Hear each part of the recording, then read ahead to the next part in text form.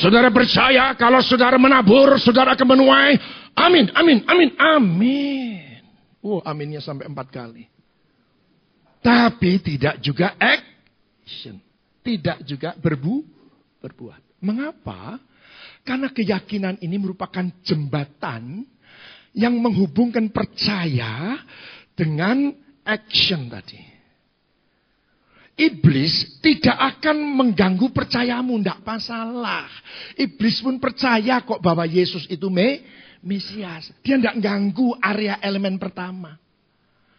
Bahkan kalau saudara sudah bertindak, iblis tidak akan berani karena pada saat saudara bertindak dalam iman, iblis tidak akan berani mendekat kepada saudara sebab tindakan saudara penuh dengan kuasa Allah.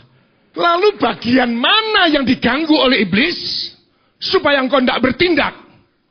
Keyakinanmu digoyang-goyang. Goyang-goyang, goyang-goyang, goyang-goyang. Ya nanti saya akan lakukan. Habis ini saya akan lakukan. Di tengah jalan ada kesibukan lain, lali nah. Ya, lupa lagi. Besoknya begitu. Oh iya besok. Ya, tapi geser lagi. Iya, saya kan lebih tua dari dia. Mungkin contohnya saudara mau datang untuk memberitahukan, ya, oke, enggak apa-apa. Saya minta maaf ya kepadamu ya. Untuk minta maaf. Lalu mikir-mikir di jalan, sudah berangkat. Aku kan lebih tua. Masa yang lebih tua akan datang pada yang muda? Ya, biarlah nanti kalau mengalami perjumpaan mendadak begitu sajalah. Kok terlalu spesial aku datang kepada yang lebih muda untuk hanya minta maaf. Endaklah. Iblis hanya akan mengacaukan keyakinanmu seperti perang gerilya Indonesia dulu. Dia tidak punya persenjataan yang hebat. Meriam tidak punya, tank tidak punya. Punyanya cuma pedang, bambu runcing. Ya, sama bom rakitan. Ya, maka yang dibom apa? Jembatannya. Dirusak, digoyang. Ya, hati-hati dengan keyakinanmu. Saudara percaya bahwa Yesus adalah Tuhan dan Juru Selamat pribadimu? Yakin? Yakin? Yakin? Kalau sampai ada apa-apa, sampai tangan kita diikat, sampai katakan apa di depan kita tuh ngancam kita. Ayo, sangkali Yesus, sangkali Yesus. Orang yang gak yakin tetap akan berkata, apapun yang terjadi, badai sebesar apapun, ancaman seberat apapun, Yesus itulah Mesias.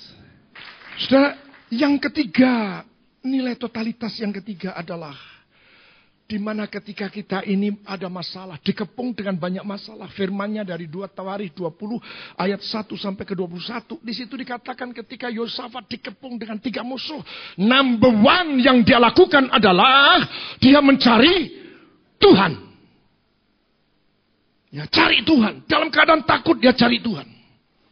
Kalaupun dia cari bolo, dia datang kepada rakyatnya. Supaya rakyatnya berpuasa semuanya. Dia cari bolo, cari teman. Amin. Ini membuktikan totalitasnya pertolongan Tuhan hanya datang dari nama Tuhan yang menjadikan langit dan bumi. Dan itu ada terusan, ada urutannya. Kalau tidak salah ada 7 poin di situ.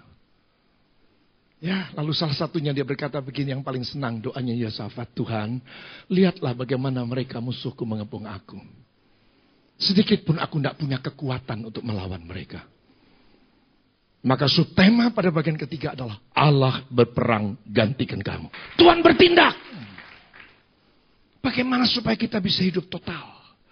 Harus mengalami proses. Harus mengalami ujian. Ujiannya di mana? Padang gurun. Di padang gurun gak ada sumber air. Di padang gurun gak bisa ditanami. Di padang gurun gak ada sungai. Di padang gurun, padang belantara gak ada jalan. Bengok-bengok gak akan didengar kecuali Tuhan yang dengar. Ya, padang gurunlah tempat pembentukan mentalitas kita untuk menjadi manusia baru. Supaya hidup kita total berserah kepada Tuhan. Ayo, saya kira sakno. Ya, tanah yang kau injak adalah tanah besi. Arah manapun engkau melihat, engkau tidak akan pernah tahu arah mau kemana.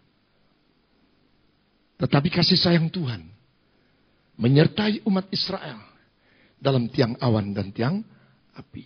Every day. Siang hari dengan tiang awannya, malam hari dengan tiang apinya. Tuhan tidak pernah sekali-kali meninggalkan dan membiarkan saudara sendirian. Kalau saudara sebagai orang Kristen mengerti tentang konsep padang gurun Tuhan, maka saudara tidak akan pernah mengeluh dan tidak akan pernah keluar untuk mencari mall. Karena biasa di mall ya, jangan ada yang mau keluar dari padang gurun.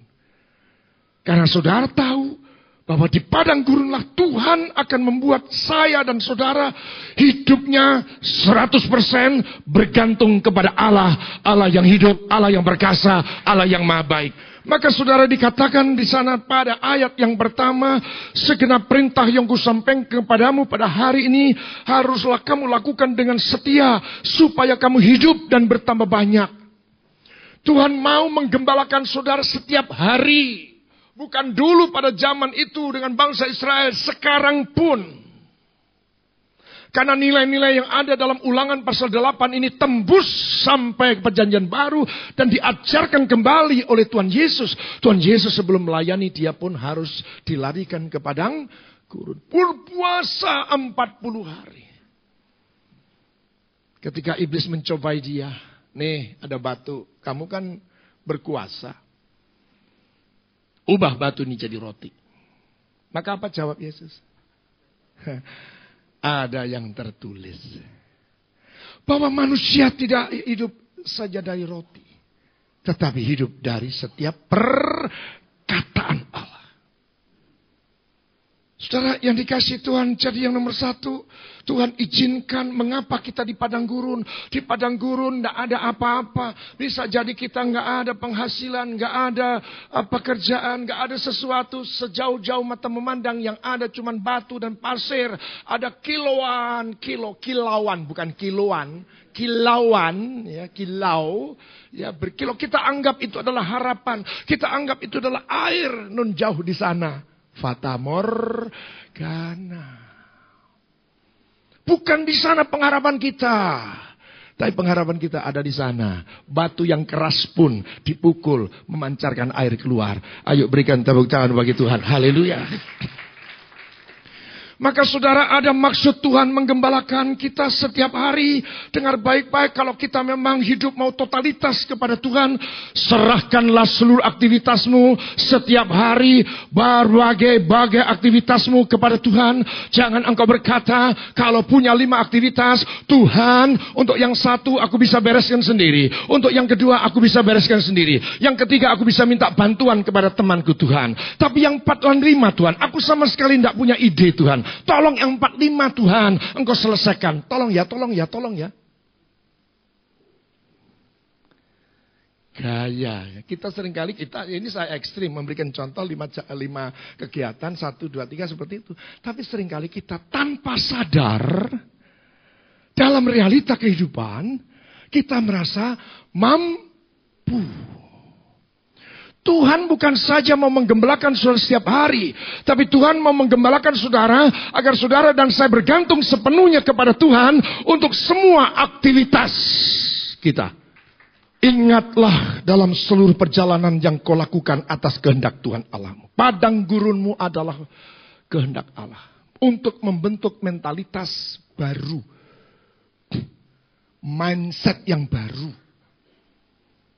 Tata cara hidup yang baru. Di padang gurun itulah saudara diajak puasa. Tapi setiap hari kemudian diajak puasa, tapi di restoran di depannya itu makanan. Ya, bos kita pergi. Jadi bagaimana kita berpuasa? Ya di padang gurun itulah puasa yang sebenarnya.